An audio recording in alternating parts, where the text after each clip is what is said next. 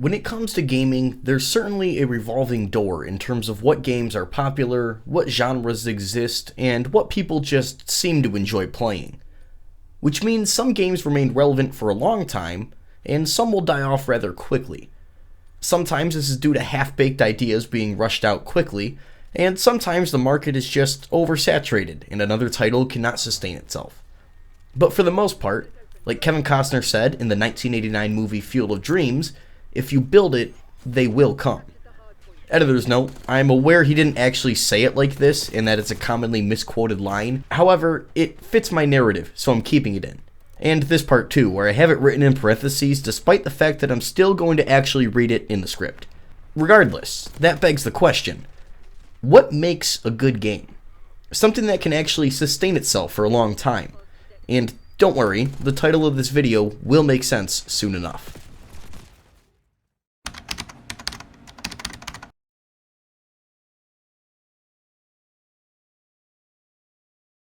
First, let's define what a video game is.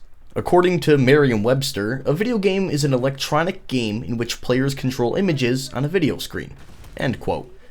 Usually, this means a player uses some sort of a device to control what's happening using their own unique inputs. This can be a controller, a phone, or a mouse and keyboard, just to name a few. I know there's other options. And there's a lot of types of video games and a variety of audiences. Story-driven games, RPGs, MMOs, FPSs, racing games, simulation, strategy games, again, just to name some. There seems to be a subgenre for everyone. So what are some key components that go into making video games?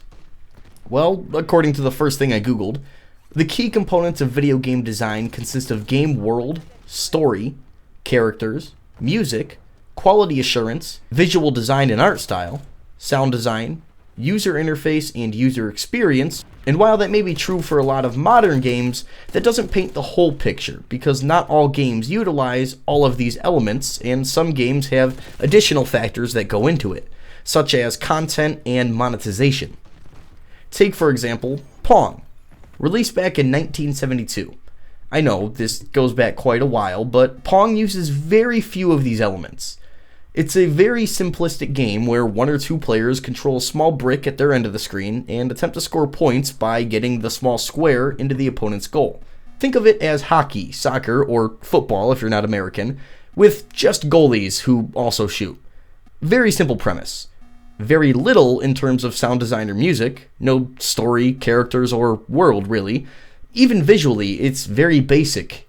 Given a lot of that is because of the technology of its time, but still, Pong is regarded as a very classic and well-regarded game. One that even people nowadays can play and have a pretty good time with. But let's look at a more modern game, for example. Halo Infinite. What core video game design elements does it utilize? Well, it has an established story, world, and characters from prior games, and it builds upon those. Quality assurance was less than stellar at launch. Music and sound design are always a positive in the series for me personally, and the UI and overall user experience, while not stellar, was serviceable. And yet, at launch, Halo Infinite was commonly thought to be a great game in terms of gameplay, and while the story was serviceable, it left a lot to be desired. Overall, the game lacked a lot of content at launch. Personally, I found Halo Infinite to be the best in the series when it comes to gameplay. But the lack of content at launch and over-reliance on monetization systems left the game feeling hollow, at least at the start. Now, as is with a lot of modern games, with future updates, the game has come a long way, and it has progressed into being pretty solid in my opinion. But once you lose that initial player base, it's hard to get them back. But with these examples, we've seen how some games can utilize very little in terms of the core game design elements, and still considered successful. And some games can utilize all of them and still not be successful at launch. Look again at Skull and Bones, released in 2024. It uses a lot of these components, and for the most part, it's a forgotten game because of how poorly they implemented so many of these design elements. So we can, with these examples, infer that a game does not need to utilize all components of game design to be considered good. More so, it matters how well a game utilizes these things as opposed to the sheer quantity of them. Enter Roblox.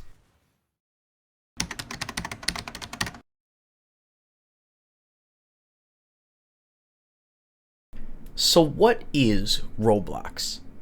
I mean, odds are by you clicking on this video, you know what it is, but in case someone doesn't, Roblox is basically a hub in which people can create different games within their system and publish them for public or private use.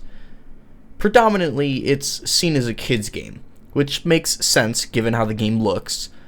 I guess calling Roblox itself a game is kind of disingenuous, because if you download Roblox and boot it up for the first time, there's not a clear path to go down. It's really just a game hub, where all of these things you can play are made in this same engine. Regardless, as stated a few seconds ago, people can create their own games within Roblox and publish them for anyone to play. There is a huge variety of content that's available to play here. There's puzzle games, simulation games, shooters, brain rot-esque games, kind of like the ones you see in TikTok ads, and even horror games. Basically, if someone has the motivation and time, you can create almost anything in here. Albeit, there are some limitations, but the point stands. There is a ton of content here. Some of them are very dumb and poorly optimized, but if you do search hard enough, you can actually find some genuinely fun things inside of this. You get to create your own avatar that typically is visible within all of these different games, and as is the case with any modern game, there are microtransactions, but we'll get into that a little bit later. Let's take a look at some of the things that I played in the making of this video to kind of drive the point home. First things though, let's get this out of the way. The graphics and art style. Roblox is not a visually impressive game by any means. It's a very cartoony art style, and nothing in any of these games will look particularly amazing graphically. But Roblox has never been a game in which you would look at anything that could be done in it and say, oh, this looks good. It's just how the general style of this is. I mean, look at Fortnite. It's also very cartoony, but with its art style, it has its own vibe and genuinely looks good. Roblox is not a game that was ever really visually impressive to look at, though. Next is the UI. In a lot of these games, it's not great, at least on console. There are so many menu prompts in a lot of these games, and the way you have to interact with the menu in-game can be very jarring. Specifically on controller. I'm sure PC is a much more maneuverable experience. It really feels like it's never been fully optimized, and it just almost always feels awkward navigating through the UI. I've played enough to know how to navigate the UI, but it still gets pretty annoying at times. But I digress. Let's look at some different things that you can play or do in Roblox. Let's start off with a personal favorite of mine, Natural Disaster Survival. Being one of the first games I ever loaded into when playing Roblox, it holds a special nostalgic place in my heart. The name of the game explains exactly what it is. You simply have to survive some natural disasters. You'll load up into some random maps and a random event will happen. These do vary quite a bit, from spawning into a store or even a skyscraper, and events like tornadoes, volcanoes, acid rain, so on and so forth. Some of the map and event combinations are pretty easy to survive through, like getting a tornado on a relatively flat map essentially just means you need to move around to avoid the tornado's path. But getting the meteor shower on the skyscraper map comes with its own set of challenges. On one hand, you can go into the building where you do have some protection, but risk having the roof or floors collapsing due to the meteors coming down on you, thus killing you. Or you can go outside and risk being directly hit by said meteors. You only get one life, and if you happen to not survive, you'll just spawn back in the hub area and watch the rest of the game play out. Once that's fully over, you'll spawn in again, and this process repeats. Honestly, this game seems much easier now as I'm a little bit older as opposed to when I first downloaded Roblox on consoles. But regardless, as with most games in Roblox, playing with friends is honestly where the most fun will come into play. But Natural Disaster Survival is one of those experiences that you can choose to have in Roblox, and I genuinely enjoy playing it. But what else is there to do? Is it just minigames with no real progression or objective? It's actually quite the opposite. There's a ton of options here that have their own fleshed out world or modes and progression. You just need to know where to look. I guess now is a good time to mention, and if it wasn't abundantly obvious yet, Roblox is primarily geared towards kids. And as such, a lot of the things people created are created specifically to appeal to a younger demographic with a shorter attention span and a lot of pop-ups to buy in-game items with real money. So while there are some actually decent options to choose from here, if you don't have anything specific in mind, be prepared to scroll through a lot, and I mean a lot, of really dumb things. As I mentioned earlier, there's a lot of brain rot-esque type games. I can't even begin to mention them all, but stuff like Heaven Line Simulator, in which you wait in a line to enter heaven.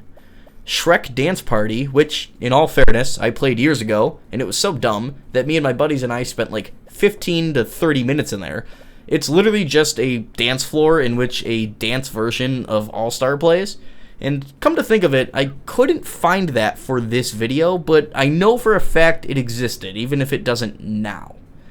And yes, to round out some of the examples of these brain rot games, there is some Skibbity Toilet offerings. I have absolutely no idea what those games entail, because I'm not sure that my year-old brain would be able to survive the experience. Just know that in Roblox, there are a ton of these absurdly dumb-looking games. Stuff that you might see on like a TikTok ad or dumb mobile games. But that's probably on account that I'm just not the target demographic for those sorts of games. Where was I going with this? Oh yeah, actually well-made games with a fleshed-out world or progression. One of the best examples that I've played in terms of progression is Phantom Forces. This game is like Battlefield or Big Team Battle or Ground War from some other popular games. You load up into a large map consisting of 2 teams of up to 16 players. There's a variety of modes that you would come to expect, like basic TDM, capture the flag, things of that nature. And once you adjust your settings to your liking, this game actually runs and feels pretty darn good. There's a variety of weapons to choose from that you can unlock by progressing in-game, and the same goes for attachments. You have your account level as well as weapon levels and camos to grind for. Phantom Forces is one of those games that I have spent hours in, and I have actually had a ton of fun playing this with friends. It's one of the many examples of a game inside of Roblox that has surprisingly in-depth progression. You could genuinely just play this and not explore anything else inside of Roblox, and have hours of content at your disposal. There's a reason that Phantom Forces is one of the more popular games inside of Roblox, and it's constantly being updated with fixes, new weapons, and things of that sort. But for every well-produced and optimized game, you'll find just as many poorly made games. Games that just seem to straight up not work or don't seem to function well if you're on console. I played this body cam game, it seemed pretty promising. I found myself getting soft-locked because I couldn't get into the house that I was supposed to get in for this mission.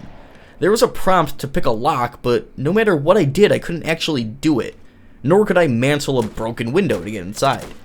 There's a huge possibility that this is genuinely a skill issue, and I'm just dumb, but it seems pretty common, at least for console, that plenty of the games aren't optimized for playing with a controller. The menus can feel very janky, and sometimes the inputs to interact with things aren't very clear to a console user. Regardless, there is a ton of promise in a lot of these games, and some of them have genuine stories to tell. Plenty of horror games have light stories relating to the creatures you encounter or the reasons as to why your character is in this specific situation. While none of these are going to blow you away in terms of writing, it's nice to see that there is an attempt there. It's not all just dumb side modes. People spend actual time crafting these things. Speaking of horror games, there's plenty of those to go around. There's your Slender clones, Dead by Daylight-esque modes, and just horror mazes, and some of these do go above and beyond. Now, it's been years, and some of those games no longer exist, but I specifically remember playing an SCP game where you loaded into a giant map with a ton of different actual players, and like SCP Containment Breach, you had to maneuver your way through this facility and escape, all while trying not to die. And some of these horror games are surprisingly effective in their scares.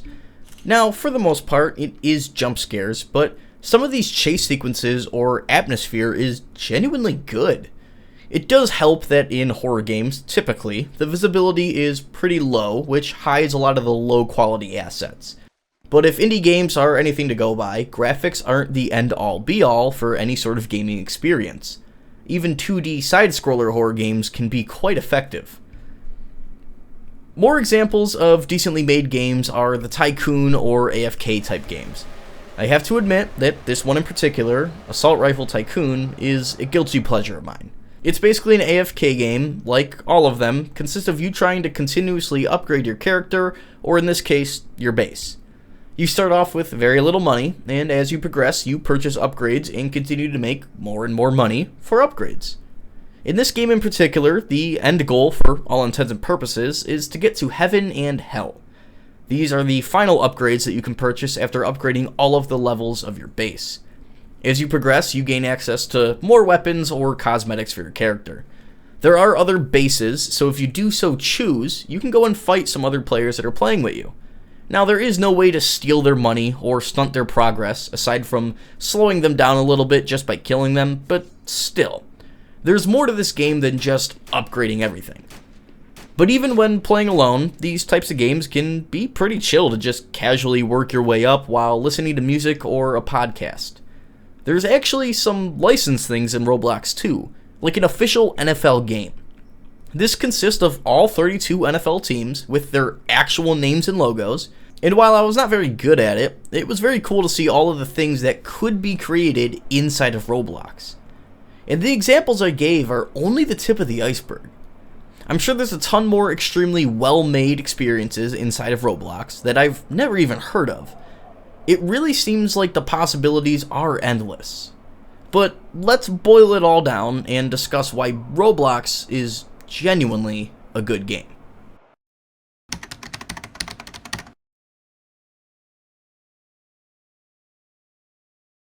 As I've shown throughout this video, Roblox offers a large variety of experiences within it. Maybe calling Roblox a game is disingenuous, it's more of a platform, but still. You think of Roblox, you think it's a stupid game designed specifically for kids. And while there are a ton of things inside of here that are for sure designed for children, there's actually a lot of fun that can be had here. It's far more than just brain rot games. There's some in-depth things here. If you look hard enough, you can find something you can 100% find enjoyable. If you like shooters, there's plenty of those. Role-playing games, horror experiences, puzzle games, the list goes on and on. But the weird thing about Roblox is, if you look back at the beginning of this video where I described the core components of video games, Roblox doesn't really have a strong case for a lot of these aspects. I mean, you look at characters, there really isn't any in a lot of these games. Music is, again, really dependent on the game you're playing. The story and world, a lot of the games don't have a lot. The user interface is weird and clunky in a lot of times, same with the controls, and the visual design and art style is extremely basic. So Roblox doesn't really have a lot of these core components, and yet I still find a lot of the experiences here to be enjoyable. I think that kind of goes to show that you don't need all of these aspects to be a home run in order to be considered a good game.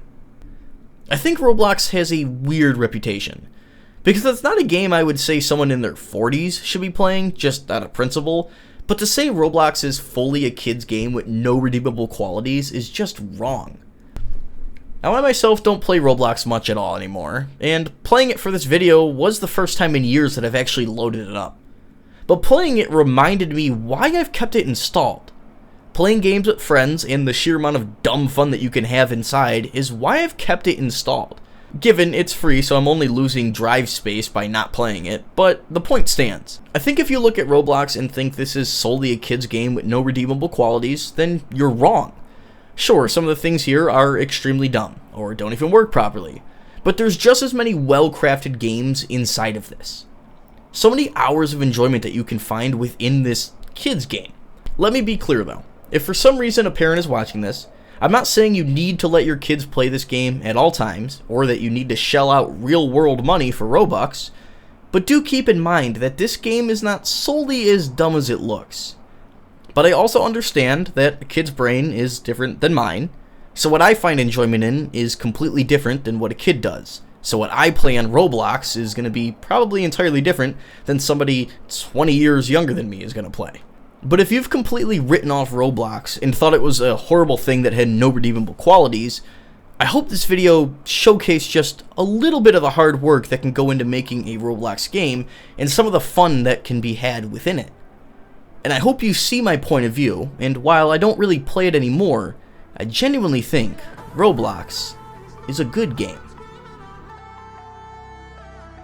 And that's going to do it for this video. Let me know what you guys think in the comments down below. I didn't get as much footage as I wanted to for this, as I actually just upgraded my PC. I have been working on a laptop that I bought for college about 9 years ago, and now I actually have an actual desktop PC. So this is the final video that I'm editing and uploading via this laptop, so hopefully we see an uptick in the production quality and things of that nature. Let me know what you guys think in the comments down below. I appreciate you guys for sticking around and watching this video. Remember to like, comment, and subscribe. I will see you guys in the next one, and cheerio, mates.